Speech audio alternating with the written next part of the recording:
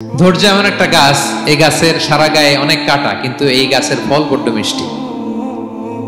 ধৈর্য এমন একটা গাছ, গাছের সারা গায়ে কি, কিন্তু ফলটা।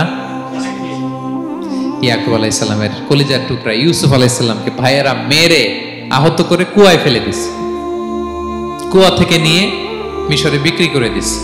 এখন এতিম হয়ে আরেক জায়গায় থাকে, বাবার কলিজা ফেটে যায়, ছিঁড়ে যায়, কিন্তু কাউরে বিচার দেয় না, কাউরে কিছু বলে না। উনি বলে ইন্নামা আশকু বাসি ওয়া হুজনি ইলাল্লাহ, আমার দুঃখ কষ্ট মনের জ্বালার যন্ত্রণা আমি একজনের বলি, তিনি কে? আল্লাহ। ধৈর্য ধারণ করলেন। প্রাপ্তবয়স্ক অবস্থায় ওনার ছেলে বানিয়ামিন, তাকেও হারালেন। আবার বলে আমি কাউরে বিচার দিই না, একজনের বলে, তিনি কে? আল্লাহ। এই দুই ছেলের শোকে কাঁদতে কাঁদতে অন্ধ হয়ে গেল। আল্লাহু আকবার। সাইয়েদনা ইয়াকুব আলাইহিস সালাম একবার ধৈর্য হারা হন নাই। তাহলে আল্লাহ নবী ইয়াকুব আলাইহিস সালামের জীবনী থেকে আমাদের জন্য শিক্ষা হচ্ছে পেশেন্স। বিপদে আমরা কি ধরবো?